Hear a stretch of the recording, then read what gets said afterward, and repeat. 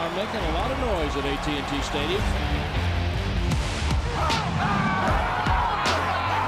Anything that moves between these lines, got to get dealt with. They hand it to Pollard. He comes running out the right side. Deep to the post to Lamb. At the 5 to the goal line.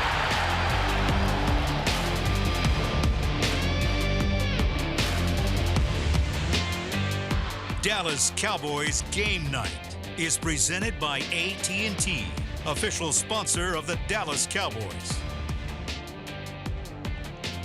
In a back-and-forth affair from AT&T Stadium, it was never easy, but it was victorious for the Dallas Cowboys. 41-35, our final score, as Dallas takes down Seattle and improves to 9-3 on the 2023 season. What a game this was from the beginning, as Dallas and Seattle jarred for position as the game went along, and we welcome you in to Cowboys Game Night here from AT&T Stadium. I'm soon to be joined by Isaiah Stanback, and there's plenty to talk about with this one. We'll also have post-game reaction from the locker room here in Arlington, because Dallas took care of business, their first win this season over a team with a 500 record or better, and of course it was a sold-out crowd at AT&T Stadium as well. Early on, Seattle did their thing offensively. Geno Smith found all of his weapons, including DK Metcalf. This one from 73 yards out, and he takes it all the way to the house. The longest play from scrimmage this season for the Seattle Seahawks. However, Dallas would answer quickly. Down by 4, Lamb with the touchdown, or that was a that was a pass interference, rather, that set up this pass in the back of the end zone to CeeDee Lamb. 15 yards for the touchdown, and Dallas takes a 10-7 advantage. Cooks would also have a touchdown later in the half. 17-7 the score, and on 3rd and down and 15 later in the game, defensive pass interference called on Stephon Gilmore. That would put the ball at the 1-yard line for Dallas. Zach Charbonnet and company would then punch it in to make it a 3-point game. Later in the quarter, Jackson Smith and Jigba, a touchdown from Geno Smith, or at least it looked like a touchdown. This one lofted up in the end zone. It was a rough first half for Deron Bland and company, but Njigba makes the play, but he doesn't. At the same time, it hits the ground. He used the ground to create the grab, but since it was pass interference on Deron Bland, then it sets up Seattle again at the 1-yard line. Pitch and catch, left side, and that one's to DK Metcalf. That makes it 21-20, Seattle going into the halftime break. After that, Geno Smith with the touchdown run as he takes off up the middle. Seattle strikes first in the third quarter, going up by 8, 28-20 was the score at that point in time, but Dallas would answer in a big way. Tony Pollard, physical in his running, especially in the third quarter, as he bullies his way inside. He crosses the goal line, and Dallas is back down by 1. 28-27 was the score. Dallas needed a big play from the defense. They got one from Deron Bland, his 8th pick of the year. Unfortunately, this one doesn't go back for 6, but it is another interception for Deron. He gets underneath Tyler Lockett, makes the grab. Dallas, though, would not score on that because CeeDee Lamb had a drop on 4th down and 1. Later in the quarter, though, DK Metcalf had another touchdown grab, putting Seattle up 35-21. And then Jake Ferguson, following a Brandon Aubrey field goal, would have a touchdown as well. But then the defense stepped up in a big way here, slowing down on a 4th down and inches. DeMarcus Lawrence gets on the inside, forces a stop, and then Dallas works down the field. There's the Jake Ferguson touchdown we talked about, 36-35. That made the score, and then Dallas went for 2 to try and go up by a field goal. They did just that. It was Dak Prescott to Brandon Cooks for the extra 2 points there, 38-35.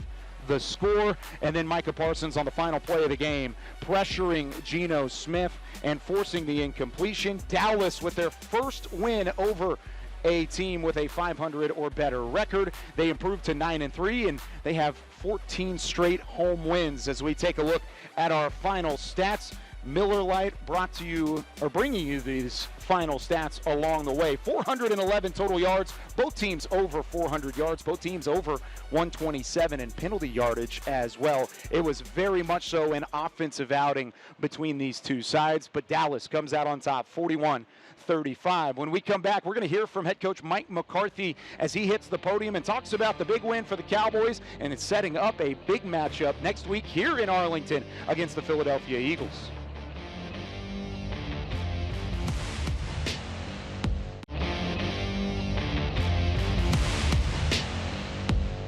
This segment is brought to you by the Texas Lottery. Make every day game day with Dallas Cowboys scratch tickets from the Texas Lottery. Play today for your chance to win big. Welcome back into Cowboys game night here from AT&T Stadium.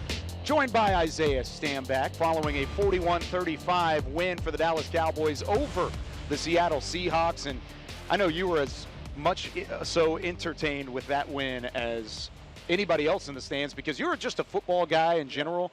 That was a phenomenal football game and a competition between two good teams. You're talking about two really good ball clubs, and you talk about teams that both needed wins.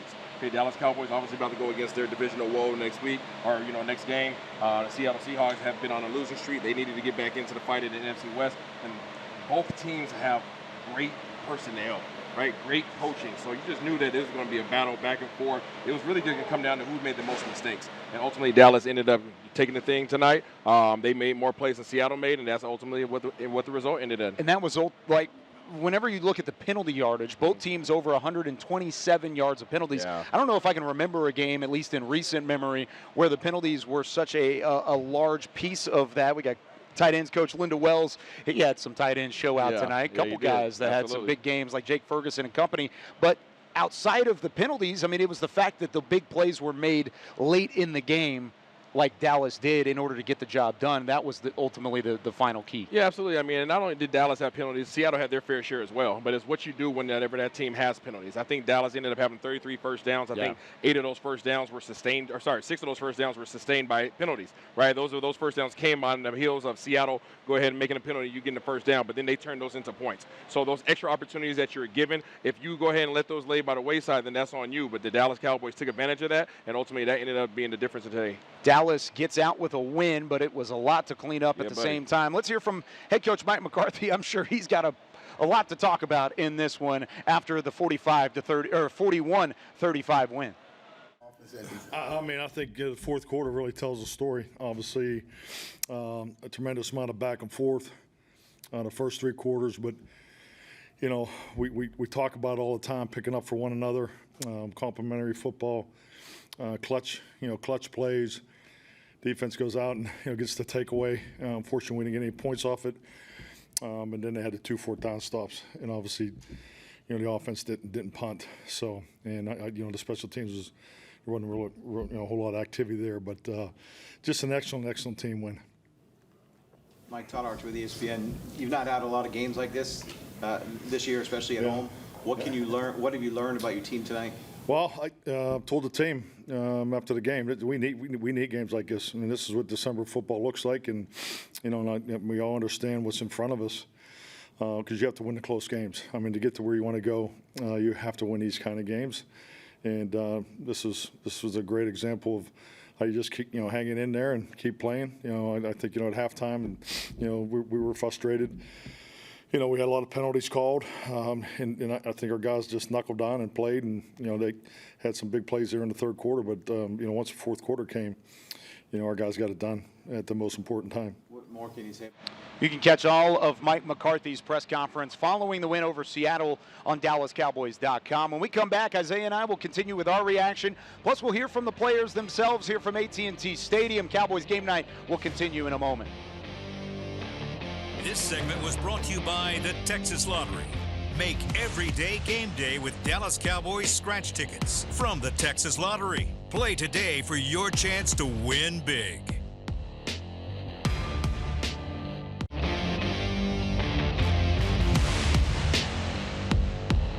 Cowboys game night back here from inside AT&T Stadium. The Cowboys get the win 41-35 over the Seattle Seahawks alongside Isaiah Stanback. I'm Kyle Youmans. We're now joined by Jordan Lewis. Had a couple massive pass breakups down the stretch. I mean, big win for you guys to get it taken care of, get it in the rearview mirror, and now, of course, turn the attention to Philly. But before that happens, what was the key to coming out on top tonight?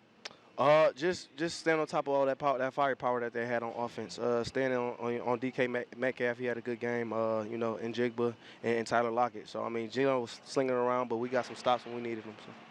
Yeah, you guys did a heck of a job, man. Pretty much keeping Jackson Smith and Jigba and Tyler Lockett under lock. Now, DK did his thing for a minute, but it's hard to stop two All-Pro receivers at the same time.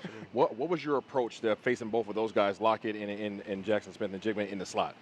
Just knew that I had to fight. We talked about fighting all day. I mean, all week, and just competing with those guys. We knew that we had a long week.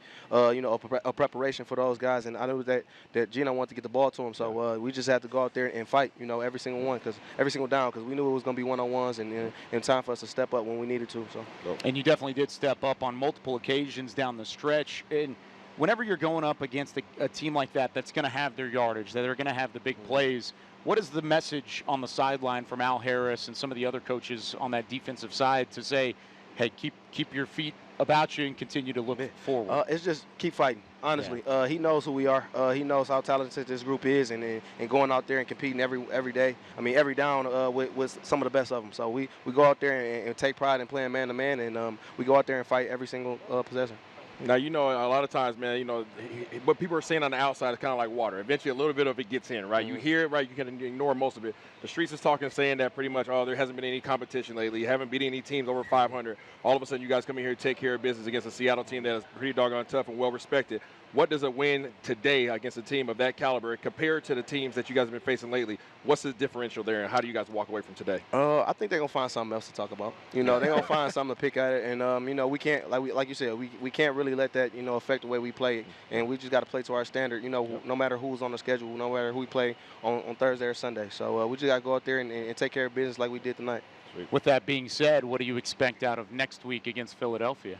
It's going to be a hard-fought game. I mean, we got to keep the penalty to a minimum.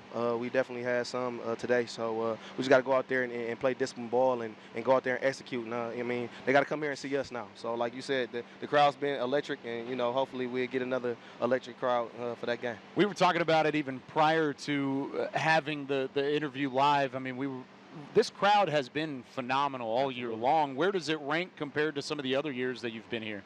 I mean, it's been loud. It's been loud.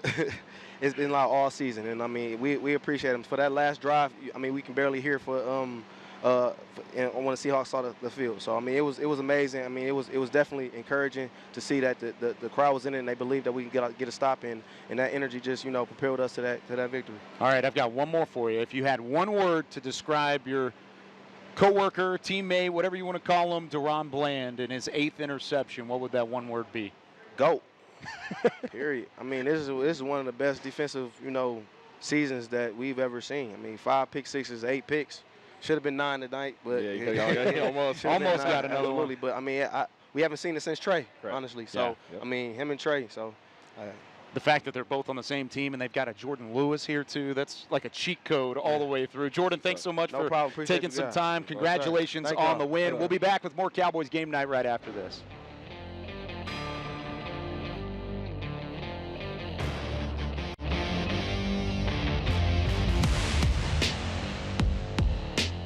It's starting to become like clockwork for the Dallas Cowboys, whether it's on the watch or maybe it's the snotty nose. CeeDee Lamb continues to have double-digit catches and over 100 yards receiving. He did it again tonight against the Seattle Seahawks in a 41-35 win. Let's hear from CeeDee after the victory.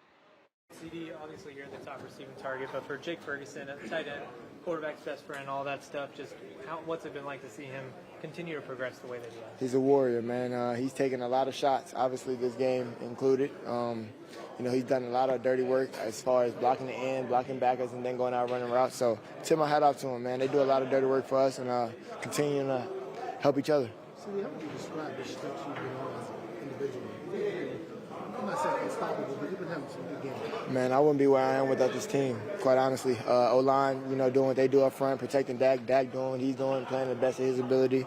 And obviously, my receiver room, man. We all doing what we got to do to, to get open. I get the matchup that I want. Obviously, I got to run my route and handle my responsibility. But other than that, man, we just trying to put these pieces together. As he said, Mike compared you to Mike in terms of opening the door for other guys. Do you feel that?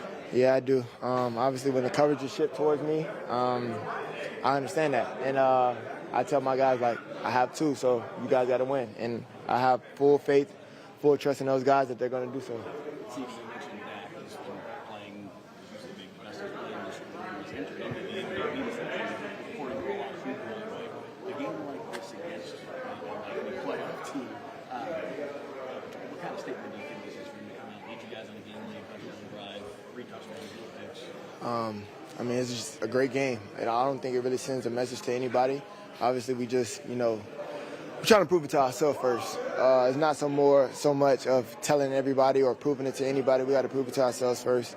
Continue to battle, continue to grow, and then, we'll watch it unfold later. Most definitely. Most definitely. It's a game that we needed, and, yeah, we're looking forward to the next one. TD, that pass in the end zone that you weren't able to come down with, Dak, for him to put it in that spot the way that he did, I mean, how impressive is that? Great ball.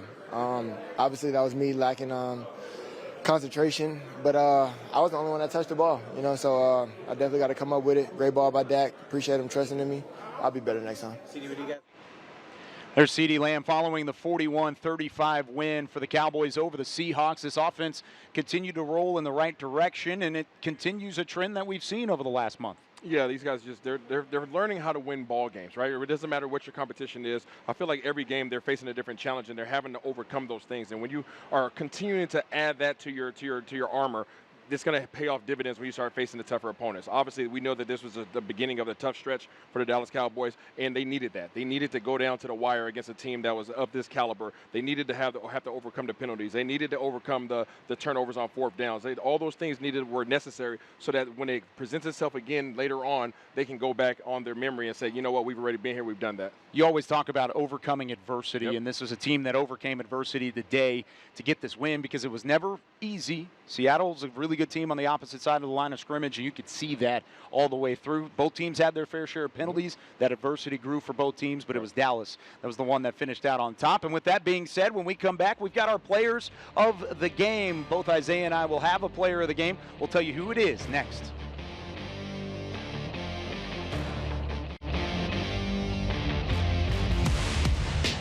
Dallas Cowboys Game Night was presented by AT&T, official sponsor of the Dallas Cowboys. AT&T Stadium was rocking tonight as the Cowboys send Cowboys Nation home happy with a 41-35 win over the Seahawks, improving to 9-3 and setting up a monumental NFC East showdown in Week 14 right back here in Arlington as we wrap things up here on Cowboys Game Night. He's Isaiah Stanback. I'm Kyle Youmans. Isaiah, I want you to give me your player of the game. Who is it from the big win tonight? Well, I'm going to have to go with the quarterback of our media team, and that's KY right here. Mr. Kyle Youmans stepped in the game. I thought you were going to take my player of the game. I'm not taking your player of the game. I'm going with my QB because this dude was on the sideline as we're getting ready for the pregame show, and he found out that Brad Sham unfortunately has something that he had to deal with. He stepped in right off the bench, cold, ready to rock. He cut our show off early, went upstairs, took care of business, and now he's back here rocking it again. So this is my MVP right there. Appreciate you, man. Yes, I really do. And well wishes to Brad Sham. Hopefully he's in the booth again for that Philadelphia game next week. I was going to say my player of the game was Dak Prescott, so whenever you said my quarterback, I was like, what are you talking about? We just went through this prior to the break, and it didn't work out. Thank you. I appreciate it. But, hey, on a real note, mine's Dak Prescott. Okay. Who's yours? Other than me. Other than you, I'm going to go with Micah Parsons. Micah Parsons. He showed up when they needed him. Didn't have a sack, but the pressure ramped up whenever they needed it most in that fourth quarter. They're going to need some pressure like that going into that Week 14 matchup against the Philadelphia Eagles. For Isaiah Stanback and our entire Dallas Cowboys crew, I'm Kyle Youmans saying so long from AT&T Stadium. The Cowboys win it 41-35 over Seattle.